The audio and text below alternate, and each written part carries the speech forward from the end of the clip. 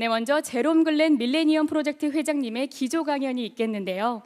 불가능한 생각을 생각하다, 미래기술에 대한 오늘의 전략적 행동이라는 주제로 말씀해 주시겠습니다. 여러분, 제롬글렌 회장님을 큰 박수로 맞이해 주시기 바랍니다. Please welcome Director Jerome Glenn up on stage with a big round of applause. 네, 제롬글렌 회장님은 2013년과 2014년 UN 미래보고서의 주요 저자이시며 세계 미래연구기구 협의회와 UN 미래포럼 회장직을 맡고 계십니다. Okay, now the question is, do I know how to forward these? Ta-dum, ta-dum. Aha. Will that work? Yes, it will. Good morning, everybody. Normally, I am asked to explain how the future can work better than the past and better than the present. But I've not been asked to do that today. Today I've been asked to explain some of the bad stuff of some of the good technologies. So I want you to know that in my experience in doing global futures research for a number of years, I am convinced that the problems I'll talk about can be addressed. So I don't want you to be depressed, but I don't want you to be overconfident, because we are winning as a species more than we're losing. But where we are losing is very serious. And we have some serious problems coming up with technologies that can be addressed, but they're not necessarily going to be automatically addressed. They'll require serious decisions, serious cooperations. So, what can go wrong with some of the technologies? We know that the world is becoming interdependent and connected. Everything that can be connected will be connected. Everything from your socks to airplane tickets. You go to an airport at Incheon and it says, "I'm sorry, you can't board the plane." And you say, "Wait a minute, I have my, everything's fine. There's no reason for I cannot do that." Well, we've just gotten a message from your insurance company that says that you need to take 2 aspirin tablets because the circulation in your body, we're not sure the long flight to San Francisco or to Washington is going to be good for you right now. So you have to take these 2 aspirin. Now, how did that possibly happen? We are in the process of making nanofibers in our clothing that will diagnose our body, that will transmit that information just like your cell phone transmits to different cells and repeats, eventually to the computer bank of your insurance company that will match what should be your situation and what is not your situation. If there's a problem, it's checking it and finds out that you're going to fly to San Francisco or to New York. That immediately sends an alert to the airlines company, to the front desk, to the check-in area, and says, "Stop him quickly, make sure he has 2 aspirin." Now, I tell you that story because if you can connect socks to airplane tickets, what else can you connect? Let your imagination go wild, and everything that can be connected is what we're talking about. Everything, absolutely everything. Which means we're dependent on absolutely everything working. That's an extreme vulnerability. An individual acting alone at Stanford University about 20 years ago did bring down part of the internet. And about 2 weeks before that event, somebody in the military responsible for high-level technology said, "That's not possible, it'll never happen." 2 weeks later, it happened. Anything that can be understood can be digitalized. Anything that can be digitalized can eventually be outthought and hacked in some way. So we're going to have to take very seriously all of these things about making the Internet of Things safe, redundant, and able not to be broken down as a whole system. Secondly, because we get dependent upon all of this information systems, it is vulnerable to manipulation, information warfare, and paranoia. I'll give you one quick example. During the first Gulf War, it was said that that was information warfare. Well, yes and no. The war itself was industrial age warfare where you blow up things. But there was a part of it that was information warfare. You may remember that in the first Gulf War, Saddam Hussein was sending up rockets, and you see a rocket coming up and hitting it. He would send up another rocket and it hit it. Send up another rocket and it hit it. And finally, Saddam Hussein says, enough, I'm not going to send any more rockets up. Now, what happened behind the scenes? Some of those rockets were getting through, and they got into Israel. If Israel had come into the war, the alliance would have been split up, and it would have been a big mess. So Israel said, hey, I can't sit here and do nothing. You've got to stop this.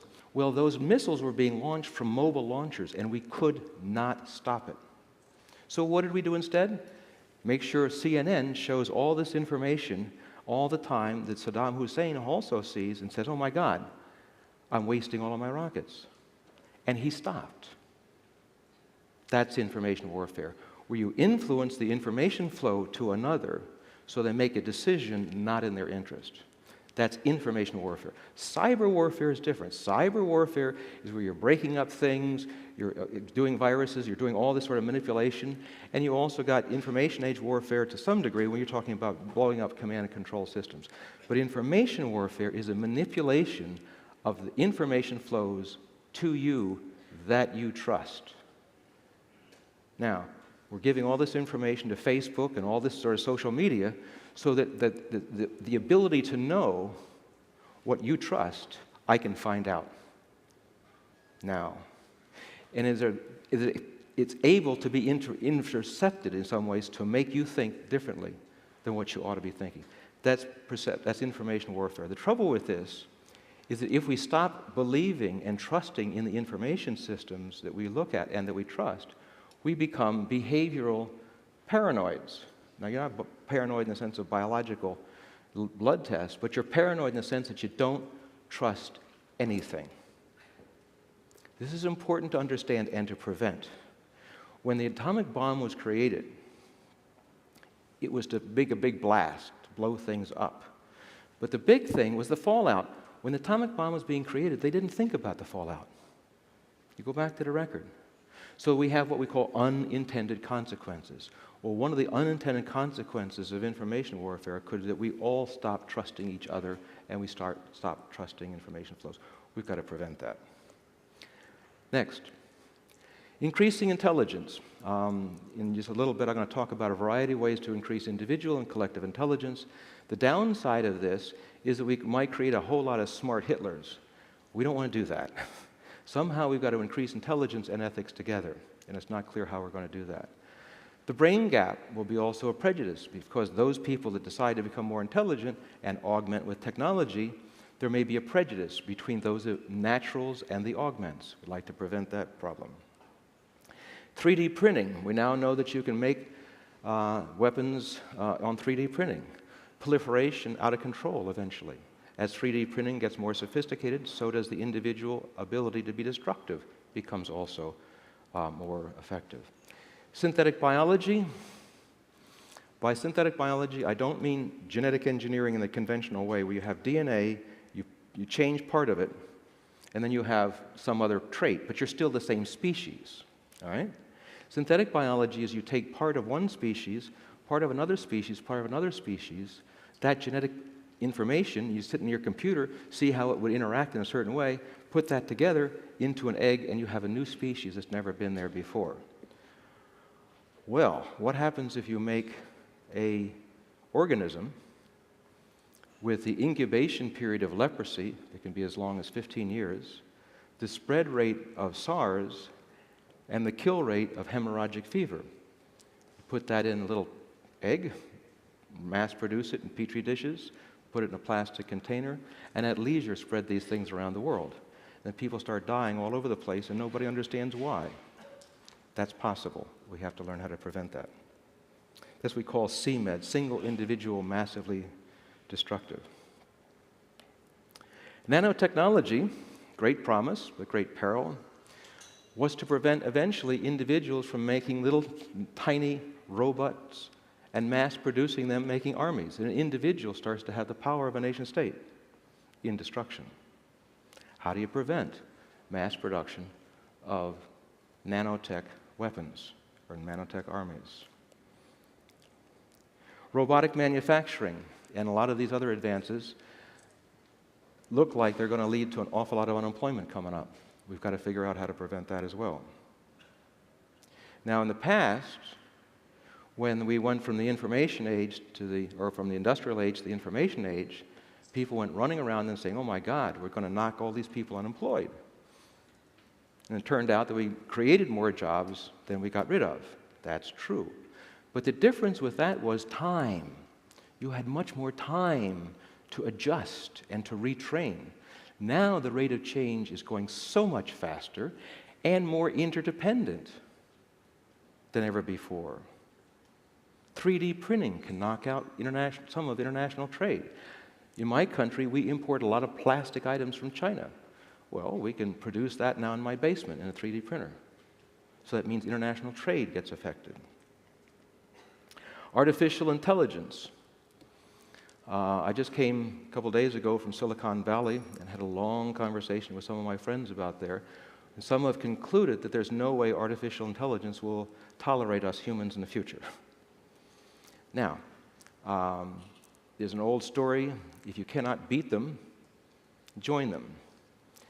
You may have seen the news article just a little while ago where somebody took the DNA, the 4 parts, and added 2 more for 6. It's artificial. So we are in the process of integrating technology with ourselves in every possible way, so that if artificial intelligence increases, hopefully we increase with it. If we don't, my colleagues say, look, the ability for artificial intelligence to quickly go through billions of if-then scenarios, which the human cannot do, and then quickly execute all around the world simultaneously, how in the world can the human ever keep up with that? And someone can say, well, wait a minute, why would artificial intelligence be our enemy? We're creating it. Did parents ever have an argument with their children when they became teenagers? Artificial intelligence will have some autonomous routines, i.e. software that tells itself what to do without a human. Right? As more autonomous routines get created, they can create their own autonomous programs, independent of humans. That can go extremely fast, much faster than we can anticipate. So that's another one we have to figure out how to handle. Augmented reality. You're all familiar with this. You take your iPhone or your smartphone and you take a look at things and you see part computer image and part reality back and forth.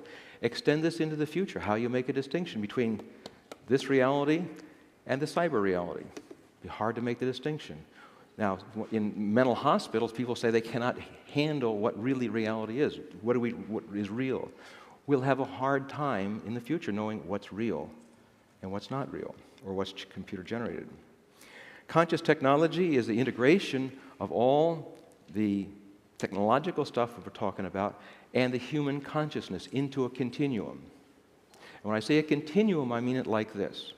If I call you on a telephone, am I talking to you or am I talking to a machine? All right? Well, you say, well, I'm talking to you.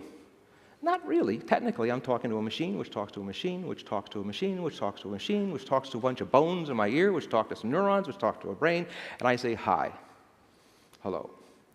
Now, we've gotten over that problem. If you go back, you'll actually find people in the early days of the telephone saying, I can't talk on this thing to you, come over here. Now, we get over that. We see it as a continuum between your consciousness and my consciousness, mediated by technology, but it seems to disappear in our awareness. Imagine a global civilization that can do that. Not just 2 people on a telephone, but a global civilization, so interdependent, that where technology begins or leaves off, or where your consciousness begins or leaves off, is not quite as clear as it is today. If that's so, remember, whatever you can understand, you can program, you can digitalize. Whatever you can digitalize can be messed with in some way.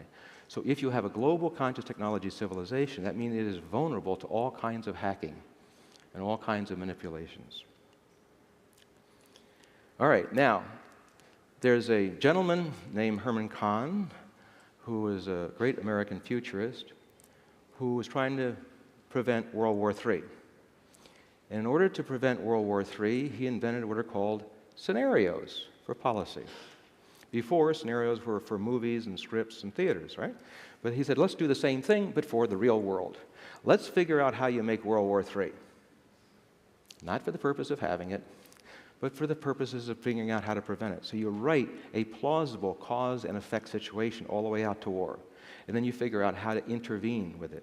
So one of the things we should do with all of these problems I just mentioned is to write extremely plausible, not fantasy, because if they're crazy fantasy, it doesn't do you any good, because then you're coming up with strategies to prevent something that's not possible anyway. So you want to rate very plausible scenarios, then figure out how to intervene. And we, by the way, should do this as a species. This is not just a Korean issue. This is not an American issue. This is a species issue. That we should do this as a global collective intelligence system. Okay, identify what you... Now, you'll hear people say, you cannot know what you don't know. That's not technically true. The purpose of writing a scenario is to find out what you don't know, that you need to know, but you didn't even know you needed to know it. Identify what you don't know, but you need to know to prevent the problems.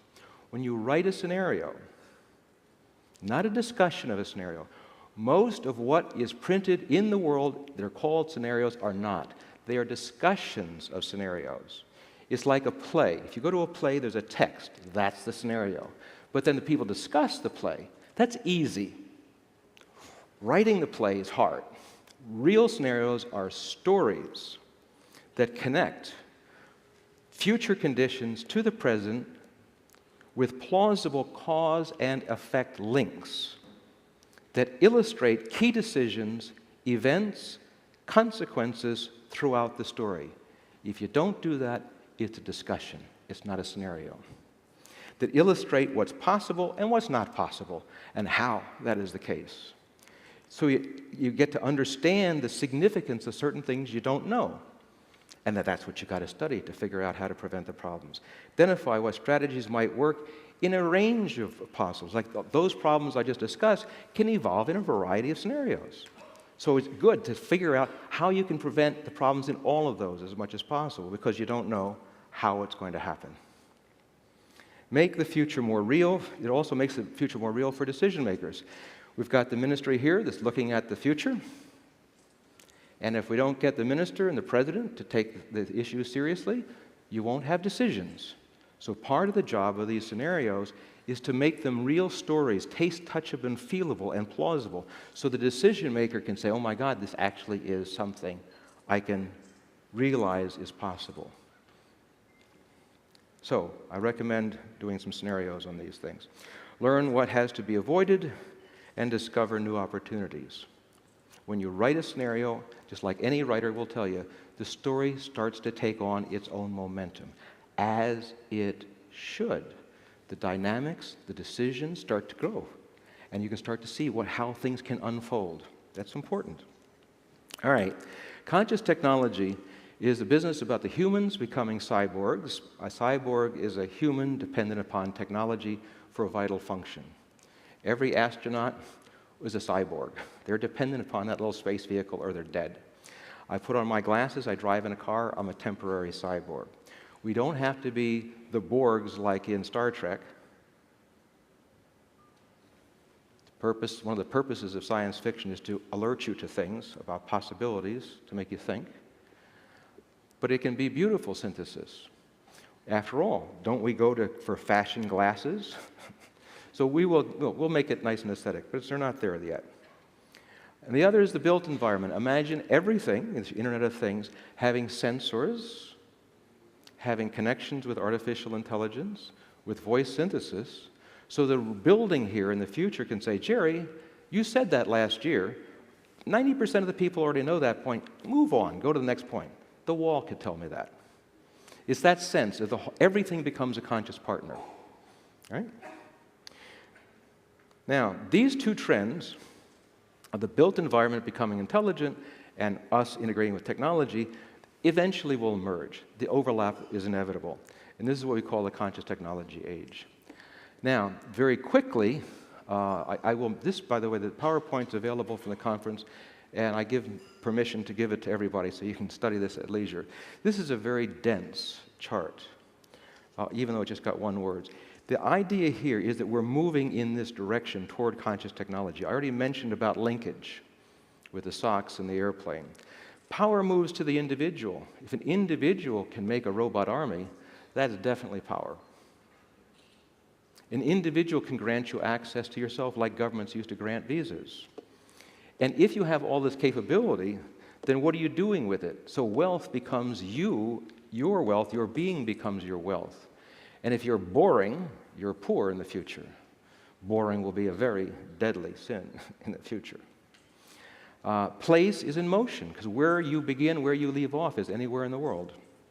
And war, unfortunately, may be fought over identity, but we hope that's not the case. And time becomes invented. What do I mean by that? The old time in the agriculture was a cycle. When you plant, when you reap. So there was nothing new under the sun because there wasn't anything new under the sun. Everything was a repetition in a circle. And then the industrial age, things become linear. You even have an industrial production line. It becomes linear. Then information age comes along and it becomes flexible. You know, flexi time, flexi pace, everything's flexible, right? And then if you could live in multi-realities, let's say if I have contact lenses in the future that has one kind of virtual reality happening right now, another kind of virtual reality happening right now, and then this reality I'm looking at right now, and I'm looking through these back and forth and keyword activating these things. I'm living in different time periods, different time zones. One of them might even be an old game being played back, 5,000 years ago. So we start to live in different senses. Time is a measure of motion. You change the motion, you change the sense of time. Slow motion pictures, you change the motion of the reel to make it fast or slow.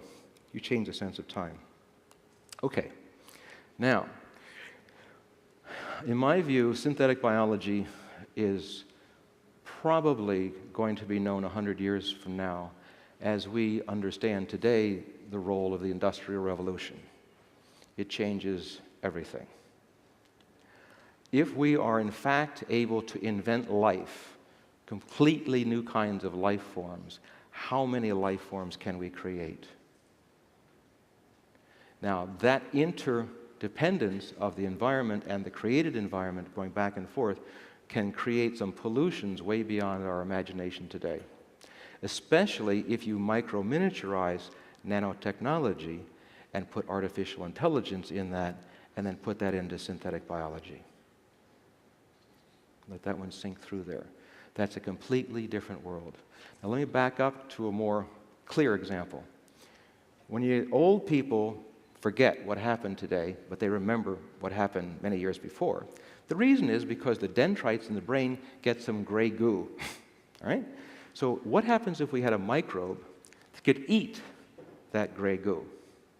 Your brain would be fresh. The only reason it's not fresh is because of this junk in there.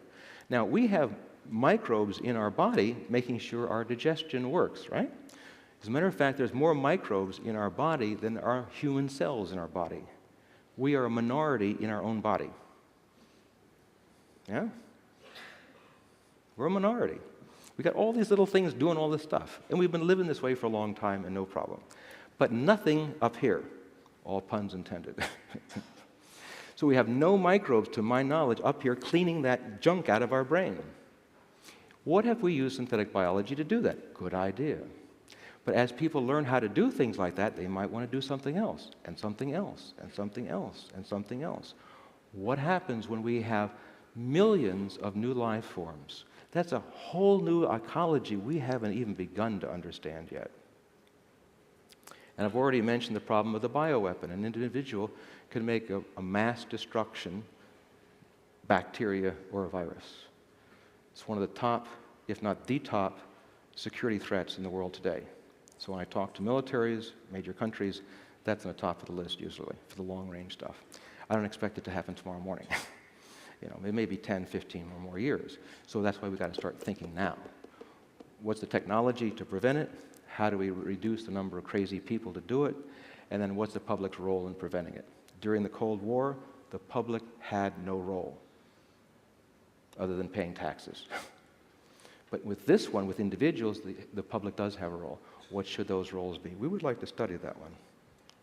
A good mission, by the way, for the Ministry of Science and Technology, how to prevent that. Okay, Now, with nanotechnology, imagine that along comes some good environmental scientists, and they say, look, if we put no more CO2 or methane into the atmosphere, the global climate change will continue for several hundred years. You know this. So not only do we have to behave and stop putting the stuff in, we have to take out some of it if we want to have a more stable weather system. So some environmental scientists might say, okay, let's create some nanotechnologies in large poles that take that CO2 out of the atmosphere and use the carbon, strip it just like a plant. A plant separates the hydrogen, the carbon, the oxygen, and what it does. Plants do this. We can learn how to do that. So what happens is we have nanotech stripping out the carbon from the atmosphere and reproducing itself. If that continues fast, you end up with a global gray goo. You may have heard of the global gray goo problem. And it's a serious problem. People like to poo-poo it and say there's no way to do that because we will program the system such that they change their environment, they will die. Yeah, but there's always somebody who doesn't get the word. So this is a serious potential problem, the gray goo, not to mention the armies. So Internet of Things, everything gets connected, and everything, therefore, is potentially vulnerable. Information warfare, as I mentioned, is different than cyber warfare. Cyber warfare is what's going on with some countries we all know right now. But that's where you're damaging computer or hardware, software, or manipulation in some way. Information warfare is what I told you before. It's manipulating the information flow so somebody doesn't even know they've been attacked. When you try to cut on your computer and it doesn't work, you know you've been attacked. So that's cyber warfare. Information warfare, you don't know you've been attacked. You don't know when it starts, you don't know when it ends. So who does this? Governments, I already mentioned one. Eventually non-governmental organizations that get very frustrated with governments not making decisions fast enough. They might resort to other means. Private sector competitive intelligence. Corporations don't always treat their opponents in a good way. They sometimes manipulate information. And to get advanced marketing techniques can also go all the way down to the individual and how they get their information flows, I mentioned before. Organized crime, political, economic, and ethnic religious ones may get involved in this as well. Take, for example, my country had a ruling that any body can make a financial contribution, however much they want, and they don't have to say who they are. Okay? Now, let's say I'm organized crime, and I get worried that the United States might legalize marijuana. I'll lose a lot of money. So maybe I want to put a lot of money into campaigns to make sure all these scientists and all this information goes in such a way that nobody touches marijuana. Businesses tend to protect their product line. It's normal. And organized crime might do this as well. By the way, organized crime makes about twice as much money a year than all the military budgets of the world put together. All the military budgets is about $1.5 or so trillion. Our estimate is organized crime is about $3 trillion. There's now a new book out called Convergence. It's written by a 4-star Navy admiral about the convergence of organized crime and terrorism. And he figures that the estimate is between 3 to 5 trillion a year. How many decisions can that buy? How much information warfare scientists and software people can employ? It's a massive, massive issue, making democracy an illusion unless we address organized crime on a global, systematic way, which needs to be done. Okay, now, as the future gets more complex, these players start to overlap, and one system may affect another system, and you end up with something that looks like a mess. It is such a mess that the organizer of the conference thought I made a mistake on the slide. It is a mess. Information warfare could become such a mess that we just don't know what to trust anymore. Just don't know what to trust anymore. Now, Because the normal employment ratio and jobs and so forth is not going there, we have unemploymentless growth, economic growth, without growth in employment, more and more people will start to make a living on the internet. They'll find markets for themselves, they'll stay at home, and this could be their future office. Now, this also means that this person's vulnerable as well. We can find out how this person gets all of his information. What's his traffic? What does he like? What's the movies? You know, you're telling all this stuff on Facebook. It's not hard to find out now. And this guy can be manipulated. All those guys can be manipulated eventually. Even the devices that we're inventing. This is a little device that you turn on and you get a little microwave pulse that hits an object. It jiggles the molecules in there, and that sends a new pulse back, and then you can tell what the object is. So you put it on there and it says, is that really gold? Is that really diamond? So what happens if somebody can hack that information flow? So you thought you bought real diamonds, and turns out it's not. So 25 years from now, what will be emerging with artificial intelligence? We program autonomous reasoning beyond the speed of our understanding.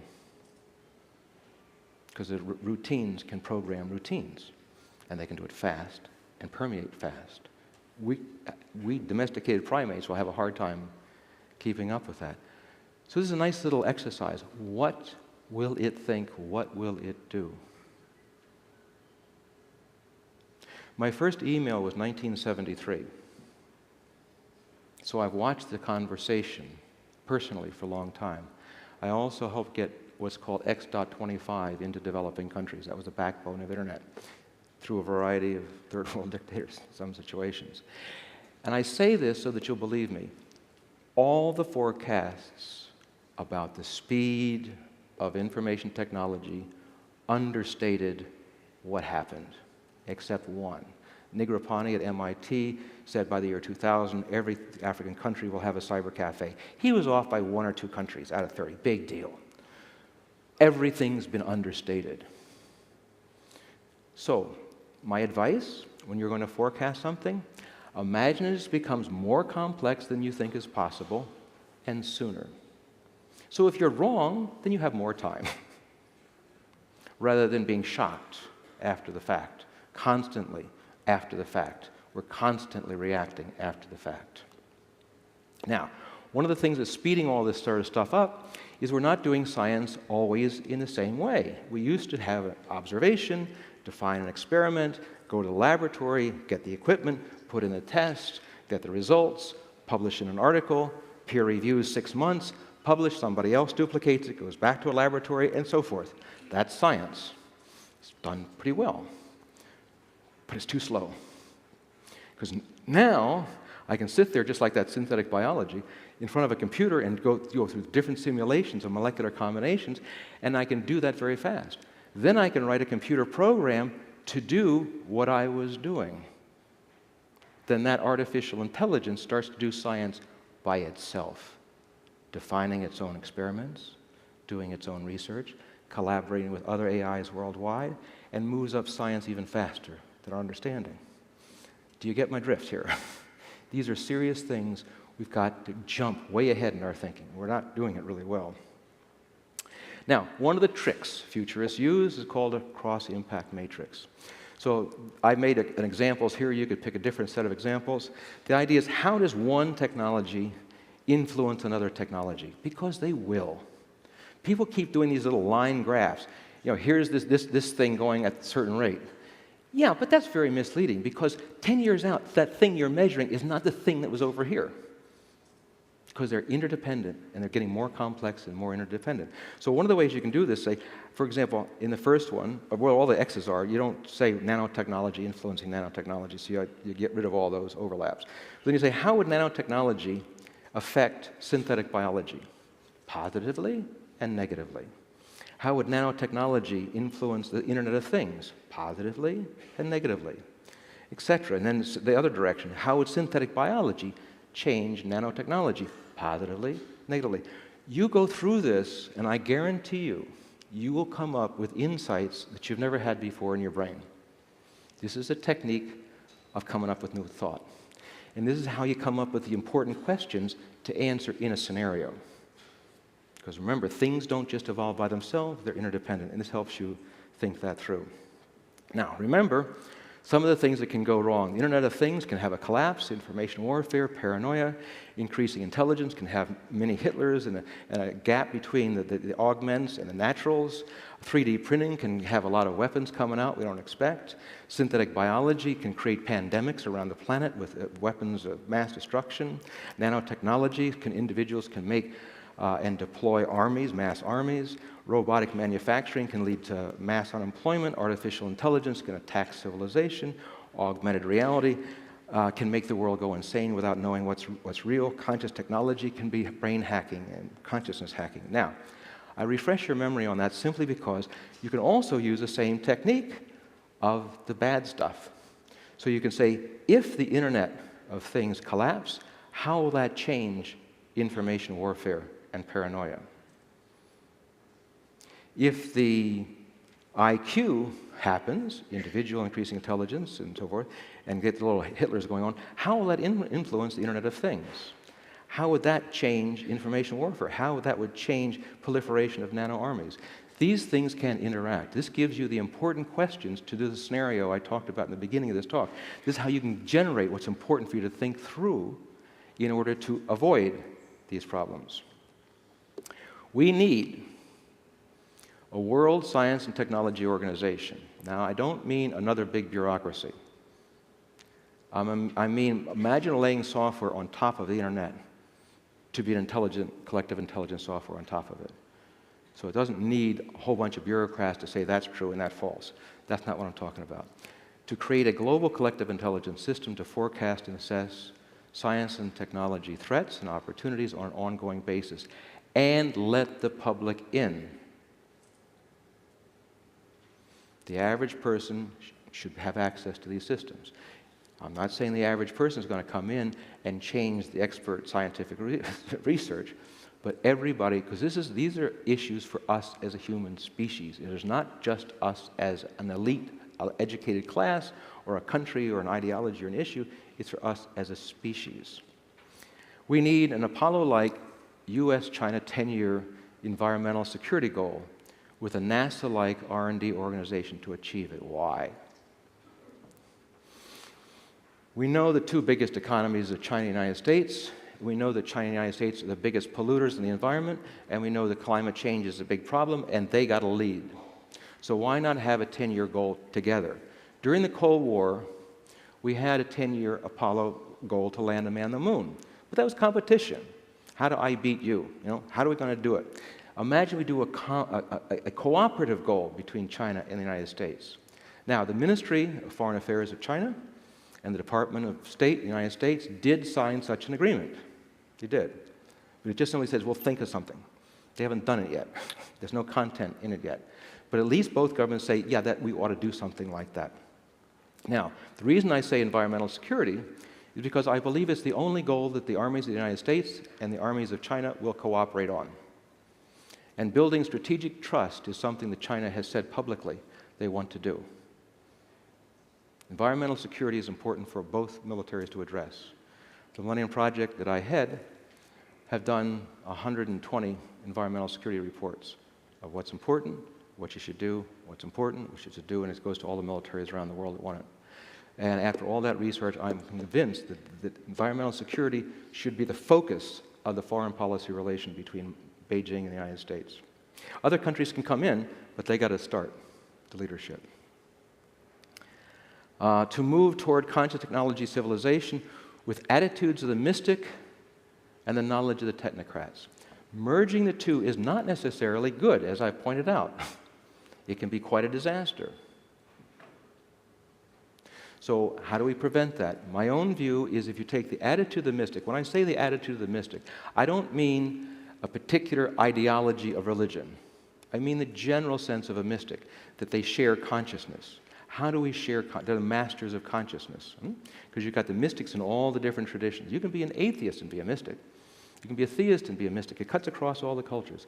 It's the idea of sharing consciousness. We are beings here. We're not just a bunch of brains sitting in chairs. We're also being conscious beings. How does those consciousnesses work in a good way? Mystics has been dealing with this for millennia. So the attitude of the mystic, not the knowledge of the mystic. They're not always good on engineering technology, but they're pretty good on enlightened directions of consciousness. So how do we take the attitude of the mystic, but the knowledge of the technocrat, and merge the two? We are all part mystic and part technocrat. The first one of the tests is, let's say if a baby falls down and hurts itself, the mystic's response is to caress the baby, share consciousness. The technocrat is get the Band-Aid out, clean out the wound. Well, why can't we do both at the same time? How often have you been in a meeting where someone says, well, we need education? Someone says, no, what we need is a law. Well, one's a technocrat approach, one's a mystic approach. We need both. And a civilization that unites these things, like a piano player unites their consciousness with the instrument of technology, with the writing of the musician, they do that all together, boom, it's a great performance. So if we have a performance of civilization by merging these two, then I think conscious technology will work better. To make it fashionable, to radiate love through conscious technology to counter information warfare. Sounds pretty romantic, huh? Not very engineering-oriented. Love matters. Just like tensile strength matters in engineering, love matters. Without increasingly making it fashionable to talk in a loving way, I don't see how a lot of these things can be addressed. Yes, we need global ethics. Yes, we need to be more honest. Yes, we need to pursue truth. We also need to share in a loving way. Radiating love through conscious technology to counter information warfare, teach all how to participate in global S&T collective intelligence systems, and the list goes on. Now, we have to increase both the individual intelligence and the collective intelligence to do these things. How do you increase individual intelligence? One, you respond to feedback. You just get feedback, it's information overload, makes you dumb. Yeah? This is a problem. We're all getting information overload. We're not necessarily getting smarter. We have to respond to feedback, which can include throwing something out, deleting something, making a judgment, saying, let me alone, or acting it. Finishing that loop is what makes you more intelligent, not just getting feedback. Constantly, I'm in meetings with our designing systems. Oh, we have to have feedback. I said, where's the response to feedback in the system? What do you mean, response to feedback? Well, what's the purpose of getting the feedback if there's no response? That's very important. Second, consistency of love and diversity of environment. Everybody knows you have a little baby, you have a crib, and you put something dangling down over the top to stimulate the brain. Very good. But the next day it's boring. You have to put lights on it, move it around. You got to have consistency of love, or the brain will not trust learning. But then you have to change the environment. Don't have the same colors, the same lighting, the same texture, the same... Keep the diversity going crazy, because then the brain wires faster. Nutrition, that's an obvious one. Reasoning exercises, that's an obvious one. Believing it is possible. This is not being taken seriously. Every doctor knows there's an effect, a placebo effect, where if the patient thinks they're going to get better, it's worth maybe 10%. We don't really know the percent, but people say 10%. And if they think they're going to get worse and they're worried about the whole thing, they're going to be maybe 10% worse. That's a 20% spread. 20% spread on intelligence is a big deal. It's a big deal. We also know if there's a good human relationships in learning, the brain, again, consistency of love, diversity of environment, has the brain wire better. Contact with intelligent people. That's why we want to have our children play with the smartest kid in the block, so that maybe it'll rub off on them somehow, right? Well, that's true. I mean, one of the basic strategies of life is imitation. Now, we can't have 99% of the people hanging out with 1%. That's not reasonable. But it is in cyberspace. You could have an avatar of Einstein explaining his reasoning. Every person on the earth could have Albert Einstein's avatar as a personal teacher. And we're moving in that direction, but we're not there yet. Software systems and gaming, I don't need to explain to this country about gaming. You got to calm down a little bit. You're overdoing it. But when people criticize it, it is a fact that you do have a short-term impact of brain functioning. That's true. All of these, by the way, are short-term impacts. All right? But so is oxygen. So that's why we keep breathing. You continue to do these things, and they're not systemic in your body, they're short-term, but you keep doing them to keep yourself smarter. Neuropharmacology is a very complex one. Your brain is at least a chemical system. It is more than that, but it is at least a chemical system. Can we alter the chemistry in such a way to make us smarter? Memes. Meme is a play on the word gene. As gene makes up our body, it gives us what color eyes we have and all that. Memes are those ideas that make up our civilization. And when I have an example here is intelligence is sexy.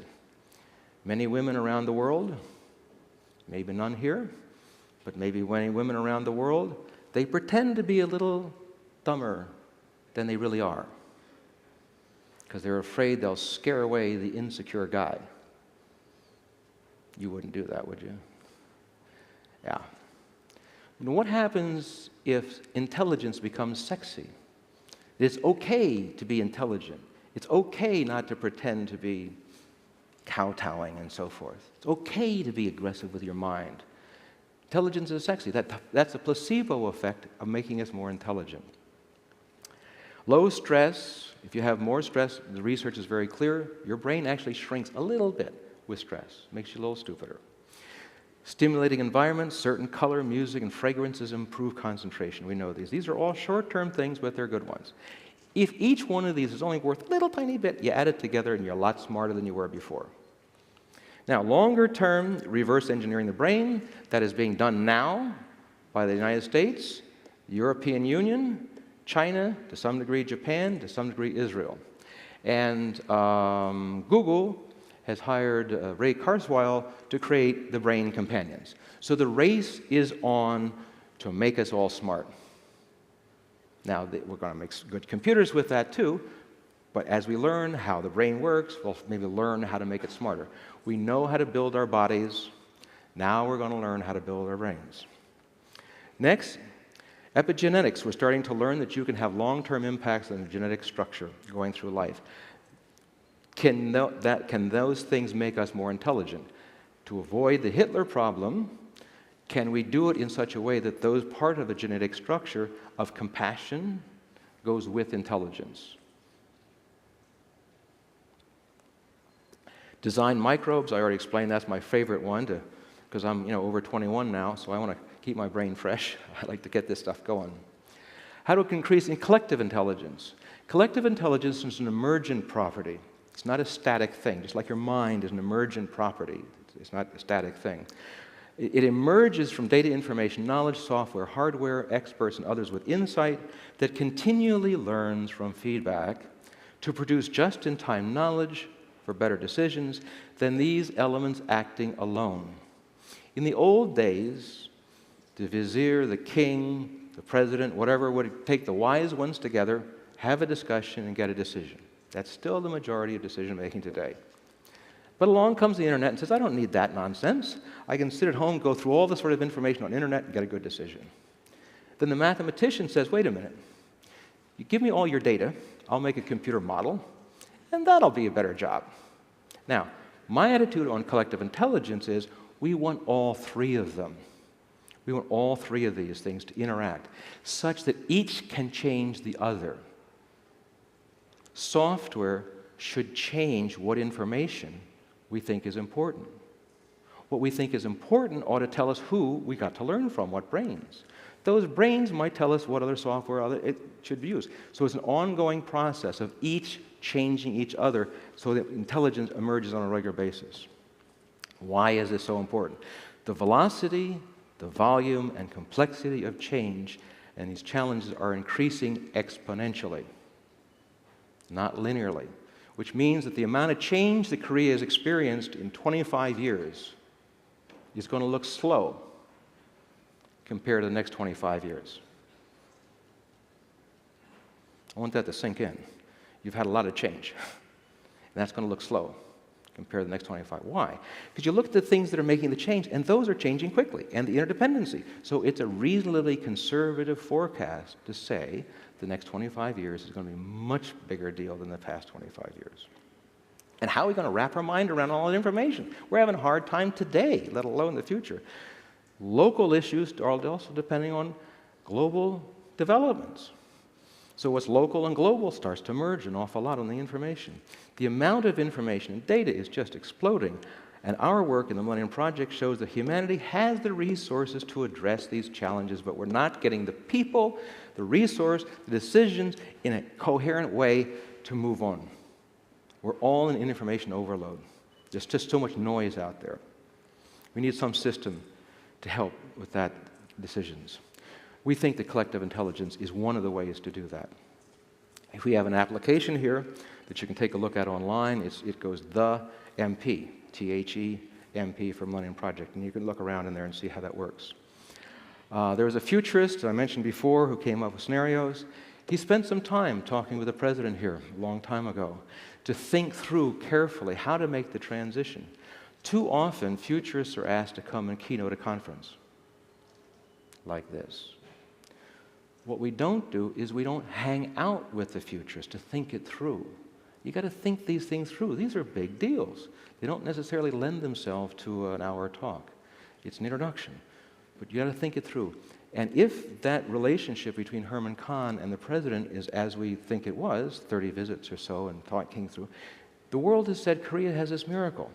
One of the miracles is based upon thinking through the future, not just having a quick decision. Think it through, all the details, think it all the way through.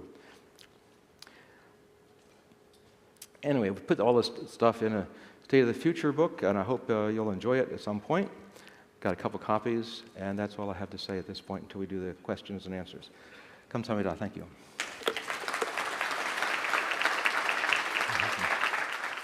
네, 회장님 기조강연 감사합니다.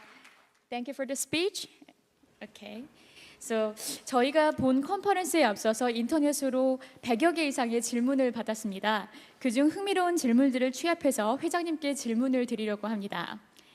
Directors, I'd like to ask a few questions we have received from the audience, okay, in advance.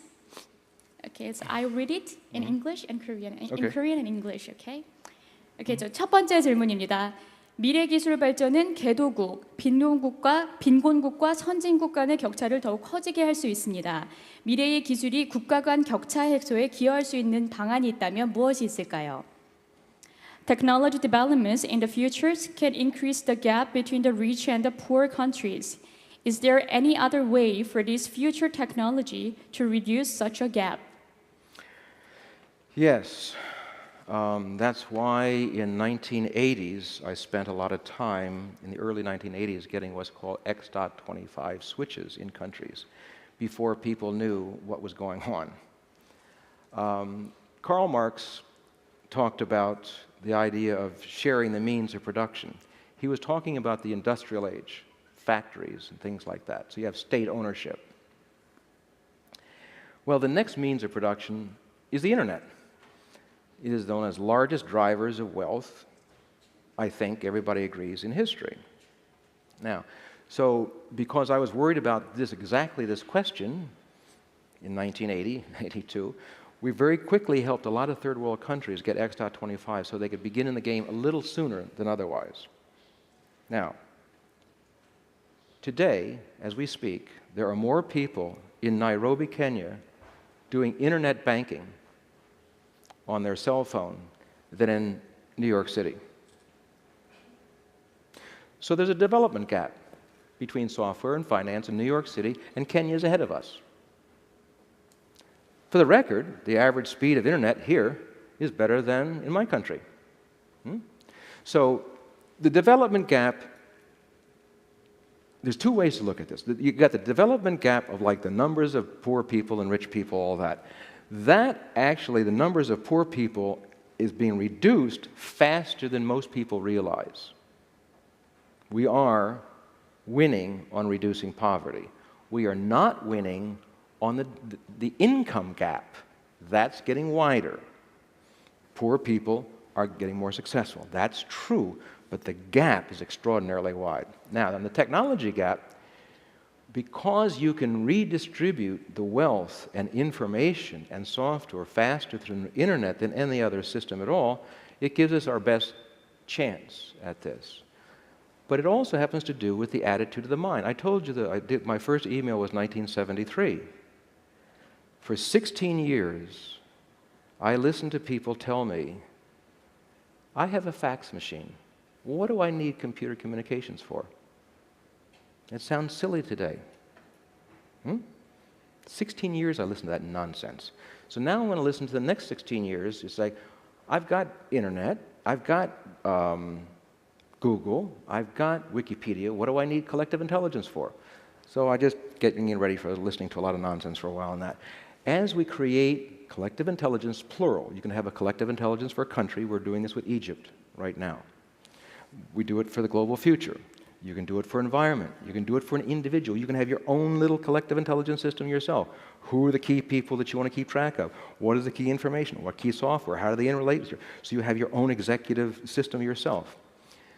That, I think, will be the direction to defeat the development gap. Secondly, when we say development gap, what do we mean by development? In an opera, we don't ask a trumpet to be a violin. But that's sort of what we're doing with development. We want everybody to have a coat and tie like this, right? And here I am, I'm doing it right now. You're doing it too. We're doing it, right? So we have this attitude that everybody sort of like evolves the same way. But I think that's less likely in the future than the past. I like the metaphor of opera because the trumpet wants the violin to be good. The songwriter wants the voice to be good, etc. Although they're quite different. So the idea of developing in one direction may not be as smart a way to go. What is it uniquely that's you? That's how you're going to make a living on the internet yourself anyway, by the way. So the more people can actually make a living creating their own life, that the complexity and diversity becomes extraordinary. You go back even 100 years ago, even a couple hundred years ago, the people were poor, vast majority of everybody was poor. They weren't doing much. Today, the complexity in this room is more than the complexity around the whole world a couple hundred years ago. The diversity of thought, the diversity of what you value, the diversity of what you buy, the diversity of the values you have. We will have to invent a new kind or emerge a new kind of economic system in the future. We did a study on this after the 2008 financial crisis to find what are the elements of the next economic system. How can they emerge? Now, I think the next economic system is going to be too complex to communicate. The vocabulary is not there. If I said that Facebook coordinated a revolution in Egypt, if I said that 10 years ago, you have no idea what I'm talking about. And now everybody knows what I'm talking about. Right?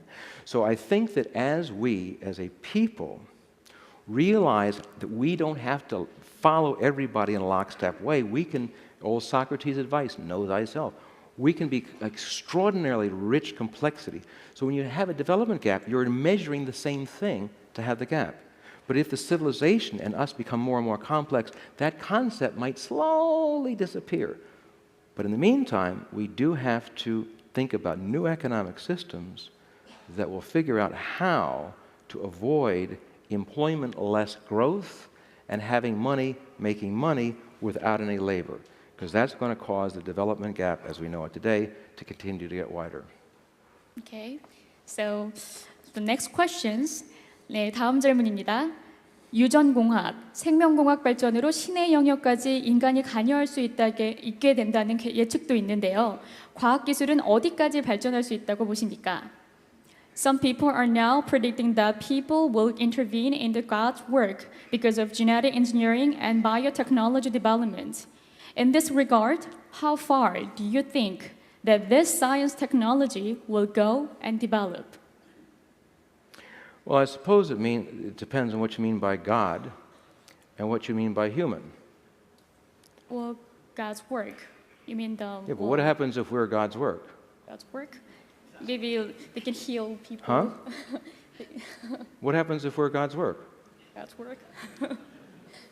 You know? Maybe they can save people. It depends. Well, we're people. Depends on what you mean by God. You know, by God, there's a lot of definitions of God. Is a spider unnatural because he reorganizes his environment and makes a spider's web? Is he doing God's work, or is he not doing God's work? A beaver. If a beaver's chewing up some trees and putting a dam together, is he doing God's work, or is he not doing God's work? He's changing his environment. He's using technology to change the river flow. By the way, which turns out to help us out, by the way. They're very good at helping us out. These are good questions to think through.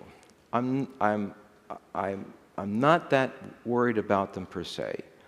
When we had civilization, there were little tiny pockets in the back that didn't communicate with each other.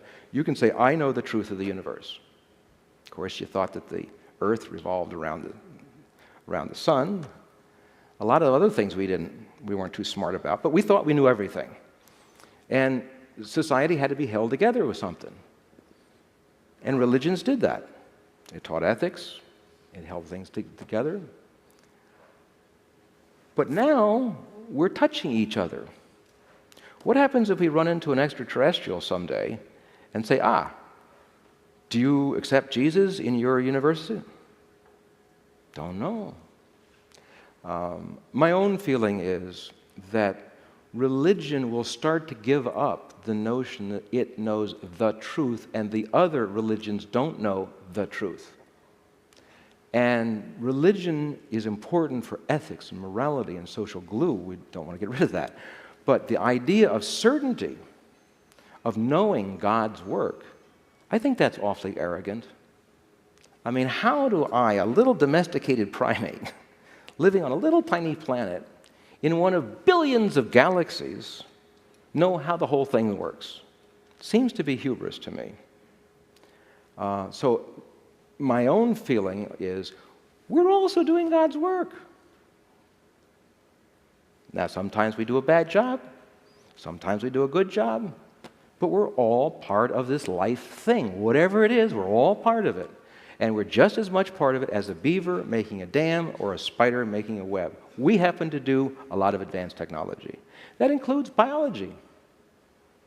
Now, biology has evolved through time. What we're talking about with synthetic biology is a lot faster than ever before. That's true. That's why we got to think through. That's why we got to do scenarios. That's why I'm talking to you right now. These are serious issues that we as a species have to think through. And I think it's perfectly fine to have theologians of every religious stripe involved in the conversation, which they are. There are many, many discussions as we speak right now around the world of theology and science going on all the time. Okay, so moving on to the third questions. 네, 세 번째 질문입니다. 그동안 정보화, 로봇화 등이 인간의 노동을 대체해 왔습니다.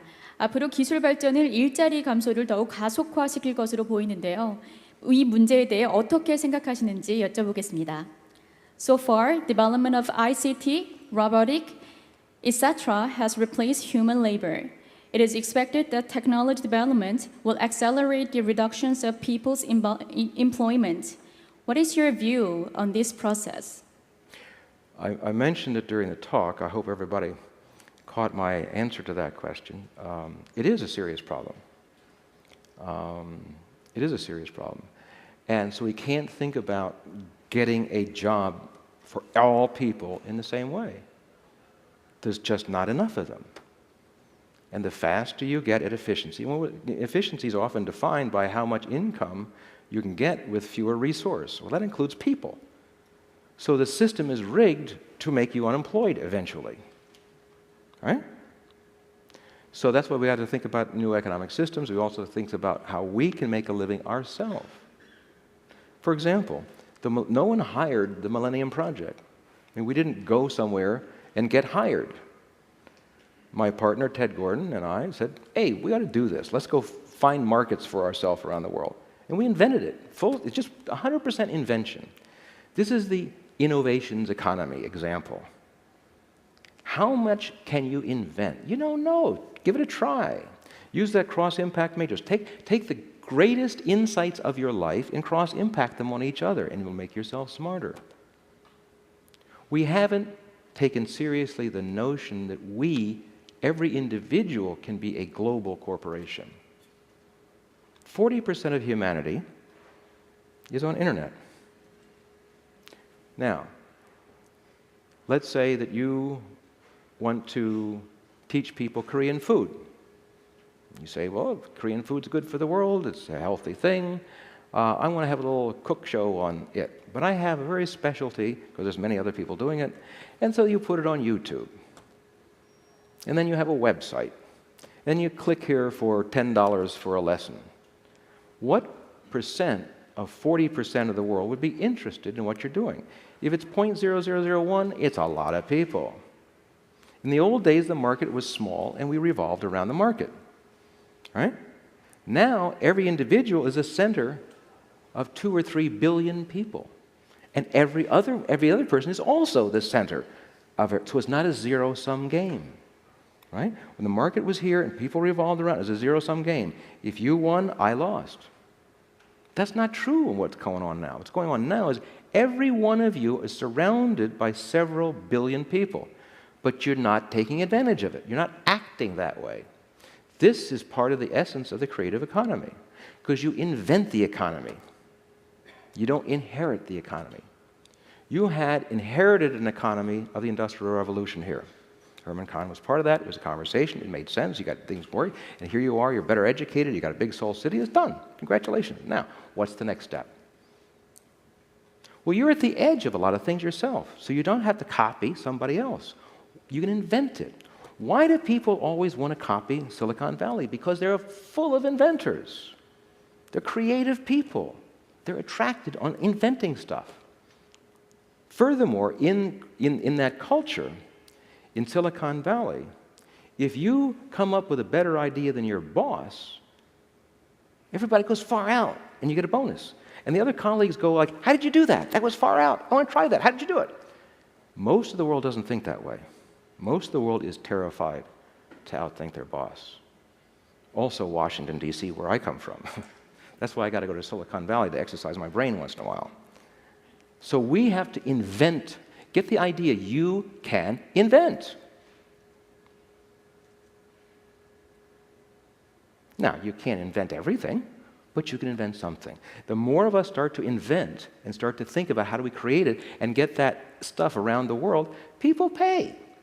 Not many, but you don't need that many. It's a lot of world. Eventually, the whole world gets interconnected. Because we redistributed the means of production with internet, more people can get more wealthy.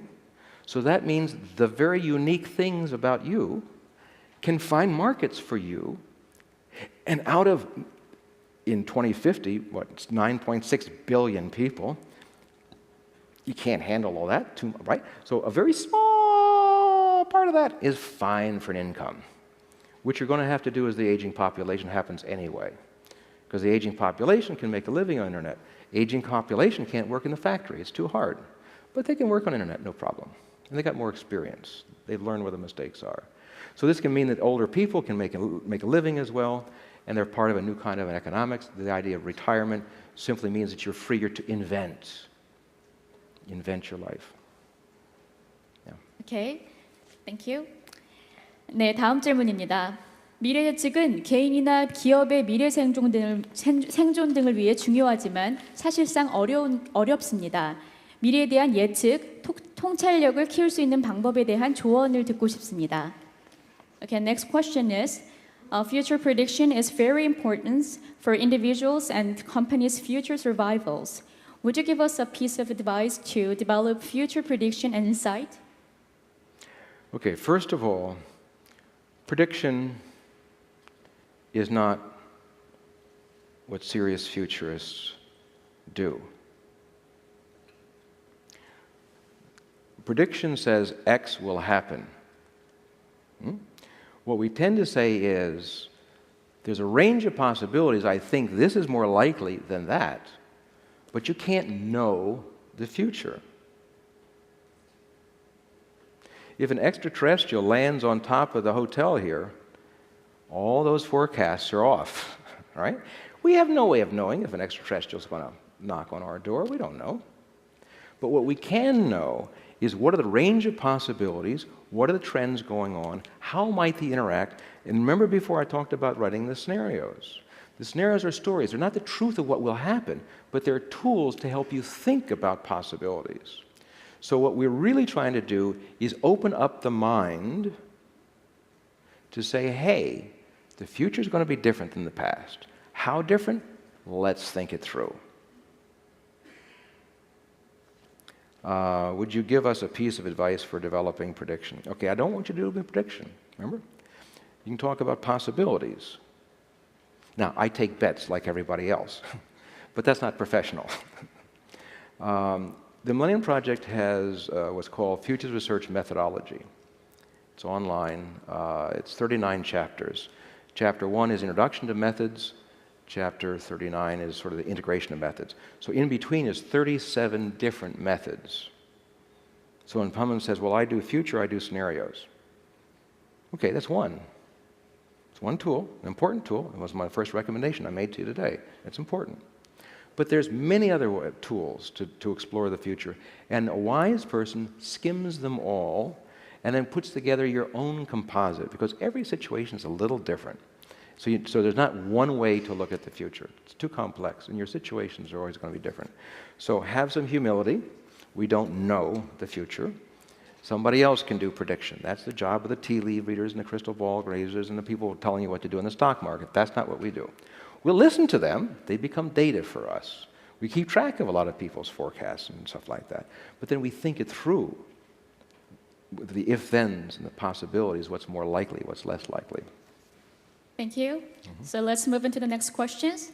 네, 다음 질문입니다. 기술 발전으로 인간 소외의 위험성은 더욱 커지고 있습니다. 즉 대면 관계가 줄어들면서 비인간화가 심화될 수 있을 텐데 이에 대한 생각은 어떠신지요? As technology develops, people may be increasingly isolated more and more. In other words, people's face-to-face relationship is decreasing, causing unhumanity. So would you tell us your view on this? Sure. We don't pick our families, or that we're born into. We may pick our husband or our wife, but we don't pick how we came in, at least as far as I know. Some Hindus think you do, by the way. You also don't pick necessarily who you live next door to. And you don't always pick who is in the office with you or in the classroom in the university. But with this new approaches to technology, you can pick around the world, and you're inventing your relationships that might actually be better. It's controversial, I know. I first put my fingers on a computer, it was 1971, and I got up about 2 or so hours later, and I said, whoa, this is going to be dangerous. It sucked me right in. I totally forgot about time. I totally forgot about the person I was sitting next to. And then when I came to, I turned to the guy next to him and said, hey, this could really be exactly the question you asked. I said, this could really, change the whole fabric of life. And he says, big deal. What's so big deal about humans? They're a pain in the neck. Okay, the first nerd over there. Yes, there's truth to this, because you can be rude remotely where it's hard to be rude when a person's right there with you. I recognize that. I recognize that this is a problem. I also think that we're learning how to live in a cyber culture, because it's new stuff. Like, for example, when you go to a library, you don't have an ambition of reading every book. Well, not too many of us have an ambition to do that. But when we go into the internet, we think you should know everything. We got to know everything. We got to know everything. It's like little children. We're little babies. We haven't matured as a civilization in the internet yet. So we don't know how to really act right. Now, as the software improves, as the avatars become more real, as three-dimensional sort of stuff is more tactical, as we have cybernetics into our clothing and so forth, and we get interconnected with that, we will have the experience of being with other people. But we're not being with them in the same way. But we're now choosing more what people we relate to. That might actually improve the human relationships in the future. But we're in that transition stage where there's an awful lot of rude people, impolite people, that don't take seriously other people because of the cyberspace arm's length. I recognize that as a problem. But think of the idea that you can actually pick out of the whole world. Like, it could be that there's somebody else giving a talk somewhere else that's a better talk than I'm giving right now. You don't have that option so easily right now. But what happens if it's the right person at the right time, with the right resources, working the right issue, that you're really interested in right now, all of that, time, current, real, the quality of your human interaction, I believe, will eventually be superior than what you have now. But we're not there yet. Okay, so 네, 마지막 질문입니다. 예, 한국 방문이 잦으신데요. 특별한 이유가 있는지 여쭤보겠습니다. Okay, it's the last questions. You have visited Korea many times, so is there any special reason for that? Yes. Young-suk, could you stand up and raise your hand? It's her fault. This is Park Young-suk. We have 50 nodes around the world in the Millennium Project, and she's the chair of the Millennium Project in Korea. This is my boss in Korea. I have 50 bosses around the world. The trick is have a lot of bosses, by the way. When you have one boss, you're in trouble. But if you have a lot of bosses, you have a little more freedom to pick, right? So Dr. Park Young-suk, she tells me when to come and what I do to a large degree. And then the word goes around, and then sometimes other people pick me here. That's the truth. If another node in another country was saying, do this and do this, I would be spending more time there. My attitude is everything counts. So whether I'm working in Korea or working in Sudan, to me it's almost the same thing. We've got to make this human family work together better. We've got to create an opera. Let's not ask the Sudanese to be the same as Koreans. That's not smart.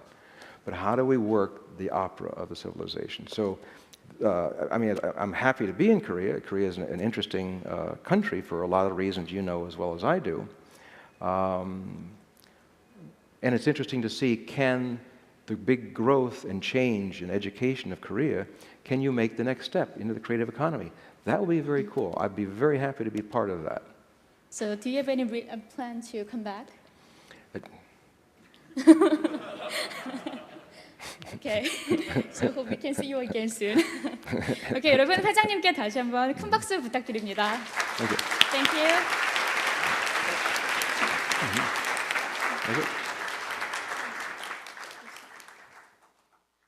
네, 지금 저희가 잠시 시간이 조금 남았는데요. 일반 참가자분들께서 혹시 질문 있으시면 손 들어주시기 바랍니다. 저기 예, 마이크 좀 전달해 주시겠어요?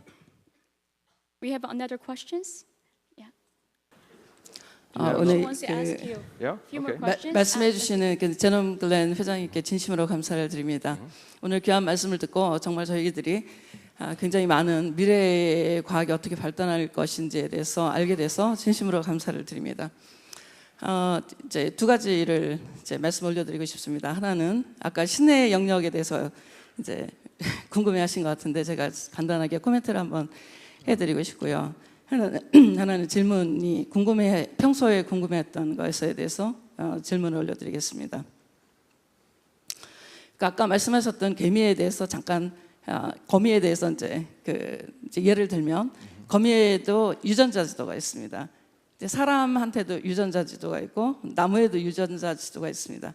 근데 그 건물에도 그 설계도가 있어야 건물이 완성이 되듯이 거미나 나무나 사람에게 유전자 지도가 있다라는 것은 누군가가 창조한 사람이 있다라는 것입니다. 그래서 우리들이 이제 그 신의 영역이라고 하는 것은 창조에 대한 것이고요. 아까 갤럭시에 대해서 말씀하셨는데 그 갤럭시도 그 수억만 개의 그런 어떤 별들이 우주에 있지만 그것도 아주 태양계를 보더라도 굉장히 어떤 질서 있게 움직이는 것을 볼 수 있습니다. 이거 역시 누군가가 창조한 사람이 있기 때문에 가능하다라고 생각합니다. 그래서 우리는 이제 그 창조하시는 그 창조주를 신이라고 합니다. 제가 알고 있는 하나님은 그런 신이라고 생각해서 제가 간단한 코멘트를 말씀 올려드렸고요. 질문이 있습니다. 평소에 굉장히 이제 제 개인적으로 이제 저는 이제 크리스찬으로 오래 있다 보니까 굉장히 그런 어떤 복제 부분에 대해서 굉장히 좀 마음적으로 좀 힘든 부분이 좀 있었습니다. 이 복제 부분에 대해서 어떻게 우리가 받아들여야 될 것인가. 이제 스코틀랜드에서 있었던 그 복제형 돌리의 부분뿐만 아니라 요즘 이제 유전자 그 벼를 복제를 해서 물론 이제 생산성을 높이기 위해서 그렇습니다만 벼가 복제가 돼서 다량 생산이 일어나고 그리고 이제 사포닌이 복제가 돼서 그 드링크제로 많이 판매가 되고 있고 그리고 그 줄기세포들이 복제가 되어서 그리고 화장품으로 또 많이 사용이 되고 있습니다. 그럼 이런 부분들에 대해서 그리고 또 이제 IoT가 이제 발전하고 있지 않습니까? 그럼 이제 이런 어떤 복제 기술과 아까 말씀하셨던 IoT 사물의 인터넷들과의 어떤 결합과 그리고 이제 뭐 이제 우려하는 부분은 이제 구글이나 뭐 이런 어떤 인터넷 그런 통로들을 통해서 많은 정보들이 어떤 그 정보통신을 쥐고 있는 회사들한테 이제 흘러들어가고 있습니다. 이런 부분들이 사실은 합쳐지게 될 때 정말 그 우리가 세계 금융 위기에서 보듯이 세계 금융 위기도 굉장히 많은 어떤 복합적인 파상 상품으로 인해서 누군가가 아무도 통제하는 사람들이 없었기 때문에 이것이 결과적으로는 빵 터졌을 때 세계적인 어떤 위기로 몰아갔습니다. 그렇다면 이러한 어떤 리스크적인 부분들을 세계적인 관점하에서 이거를 윤리적이든지 그리고 이거에 대해서 빚어지는 나중에 있을 수 있는 그런 어려움들에 대해서 우리 회장님께서는 나름대로 평가하시고 판단하고 계신데요. 이런 거에 대해서 국제적으로 제도적인 안전장치를 가지고 물론 이제 이 IoT나 IT의 이 대세적인 흐름은 우리가 막을 수는 없습니다. 하지만 우리가 안전하게 인터넷을 공유하고 안전하게 우리가 더욱더 발전된 삶을 살아가기 위해서 어떠한 것이 필요한지 국제적인 어떤 기구가 필요하다면 어떤 것이 필요할지 그것이 사실은 평소 때부터 궁금했는데 오늘 훌륭하신 회장님의 말씀을 듣고 회장님께서는 어떤 아이디어를 갖고 계실 것이라는 생각이 들어서 감히 말씀을 여쭤봅니다. 감사합니다.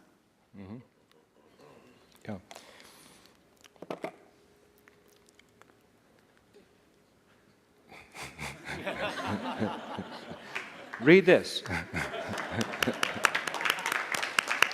Read this. I mean, I'm being silly, but I'm just also read this. What I've suggested is essentially what you're asking for ultimately. We need a collective intelligence system put together by a variety of different kinds of people so that we as a species can think together. I don't know enough about the universe to tell you how everything is true. But if we interact and put our different views next to each other and take a look at the results and look at the stuff and start to slowly work it together, then I think we have a better chance of dealing with the issues you're talked about. But if we go back to the idea that says, well, that man knows the most, he'll be in charge. This is one of the problems that we're having around the world of governance. We're using old governance systems, and our problems are getting more complex and more complex. And the poor people in charge, you only got 24 hours a day. It's really tough. It's really tough to be a leader today. It's much easier in the past. You didn't have much stuff going on. So we need a collective intelligence to address exactly what you're talking about. And we need to put it together with people. Now, on the institutional part of that, I advocate what I call a trans institution. Each institutional category has some value and some things that are not so cool too, right? There's good and there's bad in all things. So what happens if you had a trans institution putting this together that's a little bit from government, a little bit from corporations and business, a little bit from universities, a little bit from NGOs, a little bit from UN systems, so that all of those interests are brought together, brought together in a good user interface so that every individual can play and an advanced person can too. Just like like Google. Google is brilliant. The interface is a simple little rectangle, right? It's the simplest interface in the world, and it serves a lot of people in a nice way. We have to go beyond Google. Google can be an input, part of a collective intelligence system. But we as a species have to address exactly what you're talking about. And no one of us, is, in my judgment, is wise enough to have the answer. So we as a family can get a collective intelligence. So it may not be good enough, but that's all we got. I don't know if that's satisfying to you, but read the book. Yeah, thank you. 감사합니다. 네, 또 다른 질문 있으신 분 손 들어주시기 바랍니다. 또 있으신가요? 아, 예. 네, 마이크 좀 전달 부탁드리겠습니다. 안녕하십니까. 전자업체에서 일하는 이주식입니다. 다름이 아니라 그 ICT 그 컨퍼런스에서 지금 말씀하신 것 중에 복잡성과 다양성이 앞으로 사회가 발전하는데 도움을 준다고 말씀하셨는데요. 사실 지금 우리가 갖고 있는 어떤 정보화 기기를 통해 가지고 굉장히 많은 정보를 과거에 못 보고 못 들었던 정보들을 많이 억세스할 수 있고 그런 그 사람의 어떤 그 어텐션에 대한 파워를 많이 이그조스티 하고 있는 것 같습니다. 그래서 저는 사실 이 정보화 기술이 인간의 어떤 그 한정된 어떤 브레인 파워를 그 잘 활용할 수 있도록 도움을 주기보다는 그 브레인 파워를 좀 뭐 필요하게 만들고 그런 여러 가지 다양한 정보 쪽에서 굉장히 혼돈스럽게 만들고 모호하게 만들고 그래서 어떤 정도를 찾고 바른 길을 가는데 굉장히 뭐 오류를 발생시키는 그런 기술로 지금 이제 다가오는 것 같은데 그 개인이 이런 어떤 굉장히 복잡성과 다양성이 그 급증하는 사회에서 어떻게 자기 자신을 지키고 또 사회에 어떤 가치를 줄 수 있는 사람으로 거듭날 수 있는가에 대해서 한번 여쭤보고 싶습니다. 이상입니다. Okay, I think I talked a little bit about that. I didn't quite catch everything because I went between channel 1 and channel 2 back and forth a couple of times. So if I didn't answer your question properly, ask it again. One is, there's an awful lot of answers to those questions. One is, if you don't know who you are and what's important to you, then how can you select information? Right? Right now we have people saying, ooh, I should know what he knows. Ooh, I should know what he knows. Ooh, I should know, you know, we're running around like little babies, you know? Little children just irregularly running around. So of course we're in an information chaos. We're not mature yet. Then as we get into teenagehood, we're trying on different roles. I'm cool, I got red hair, I got this, I got that, you know? But it's narrowed down a little bit, but it's still several things that you're doing. Then eventually you decide, that's what I want to be. Then you can be more selective. So one part of it is know yourself. Not original, Socrates said this a long time ago, know yourself. Because if you know yourself and your situation, then you know what to pick, or you're more likely to know what to pick. That's one part of it. Secondly, how to know yourself in a complex world. What of that complex world should you know? That's one of the reasons I hope collective intelligence will move from the large-scale systems that we're working with now down to the individual. I mean, when spreadsheet software began, it was for corporations, right? I remember bringing in the Apple IIe. I don't know if anybody remembers that. The Apple IIe to Malawi. One was for the company we're working with, and one was the individual guy. And Malawi said, why would an individual need to know a computer, for God's sake? They were suspicious. What's going on here? Well, eventually, all this fabulous capabilities come down to the individual. So I think collective intelligence systems will eventually become generic and be for individuals as well as for companies and countries and so forth. So in a collective intelligence system, as an individual, I would say, okay, what do I really want to know? Who knows that the best? I mean, people. I mean, what ones? How do I keep track of them? Do they have a newsletter? Do they go to a conference? Does he on YouTube? How do I get access to those ones that I think know the most about for me? You may have a different list. I may have a different list, but that's okay. Then, what is the information that I really want to know? And then how can it be changed? Because information, Are you taking notes? Information, I'm joking. Information changes its meaning through time. Now, our information systems don't quite take that into account. A relational database, you put in some stuff, and you put in some more stuff, and you do a search, and you get a pattern. Okay. But that information can change its meaning through time. So information in your system as an individual, you should be able to annotate and change all the time. And those experts, you may work out some relationship that they can change it because they may see something that you don't know. Otherwise, they're not your wise ones that you're listening to. And then what are the best software systems to integrate those humans and that information on an ongoing basis? So you're throwing out a piece of software as well as taking stuff in, because you can't just keep loading up all the time. So I would take what is chapter 5 in here. I would take what I say in there for like the world, then say, how can I do it as an individual? You could create your own collective intelligence system. It's a little bulky right now. We don't have a good generic software for it yet. Hint, anybody want to do that? Let me know. But Yeah.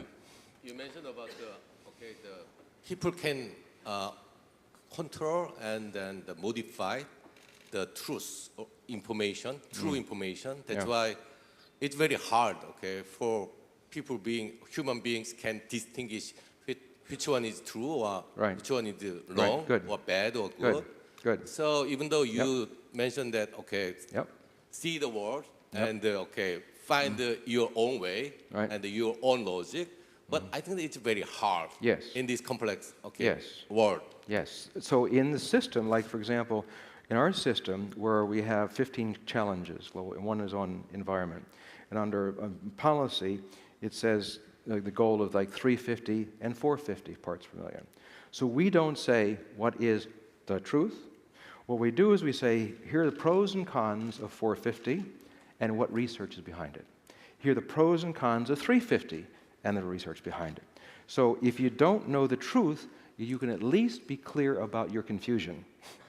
You understand? So if there's 5 different positions on it, fine. What are they? Precisely. And what's the research behind it? No research behind it. Oh, the guy was just making it up. Right? So the advice would be, where you don't know the truth, be clear about your confusion of the different positions. And then you can open it up to others. Because then you can start to say, hey, there's 5 positions on this, or I don't know if this research is any good. Well, then you send it around to the collective intelligence system. What are the different views on that? That's why I say we need a science and technology organization, global, on top of internet, so we can track and available to everybody. So if it says fracking, let's say they're fracking on energy, all right, maybe there's 10 issues involved. And maybe there's 3 positions on each of those issues. And on each of those positions, there's pro and con. And behind pro and con, there's research. So you can tree out like an information tree. And then people can see that tree and say, that research is no longer valid. This should go next to it. It's hard to make it simpler, yeah. 네. Yeah. 네, 저희 그러면 마지막 질문 받도록 하겠습니다. 잠시 마지막 질문 받도록 하겠습니다. 예. 마이크 좀 전달해 주시겠습니까?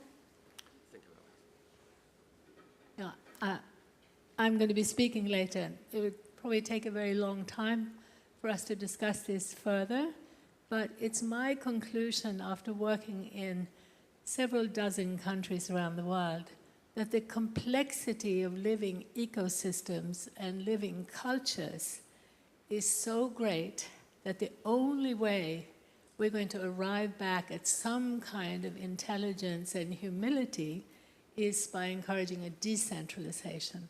So that to think that we can have the biggest computer in the world at Harvard and recognize all the species of plants around the world, what are their medicinal uses, what are their uses for food or for clothing or shelter, is an arrogance. It's a collective hubris.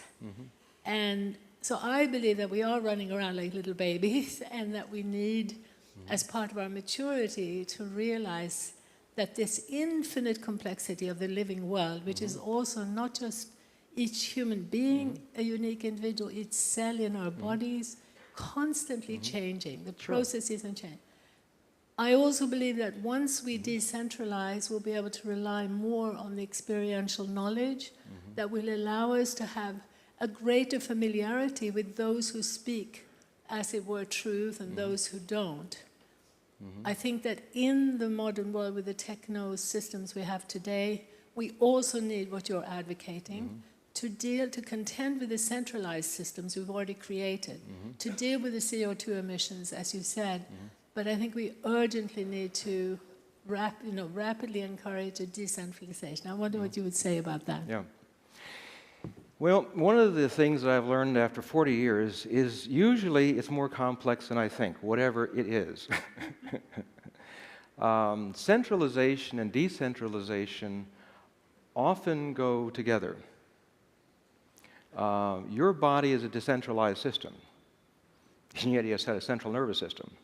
They're not in competition. I was with you on the decentralization, there's no question. I'm a great believer in the principle of subsidiarity. The smallest number of people closest to the situation should have the greatest amount of impact. I'm with you on that, 100%. But how does that get done? How does that local thing get done? You still want to know what's all the information about 350 versus 450, right? Now that's not necessarily a centralized computer. Internet is not a centralized computer. It's the most decentralized system in the history of civilization. What's more decentralized that humans have created? Right? So it is quite decentralized. Right? Now, I remember being involved in a conversation in the 70s where we worried about 1984, Big Brother taking over the world. Well, now we have a whole lot of cousins trying to take over the world. So we're not solved it yet, but I'd rather have that problem, like we have today, than what we could have had. And there were many people that I was aware of, Murray Turoff I would mention directly, created the first electronic information exchange system, directly to decentralize a whole lot of stuff as fast as we could before people knew what was going on. We also, I was hired by the Quakers in 1971 to organize the environmental movement in New England, so I'm not naive to the issues of environment. But I think that one of the mistakes that some people make is that we are in momentum. 7.2 billion people. You do need some kinds of large-scale systems, and you need a lot of very tiny systems, and they've got to interact like your body. So I would use a metaphor of the body on that. Yeah? Yeah. 네, thank you very much. 예, 여러분 수고해주신 제롬글렌 회장님께 다시 한번 큰 박수 부탁드립니다. Thank you.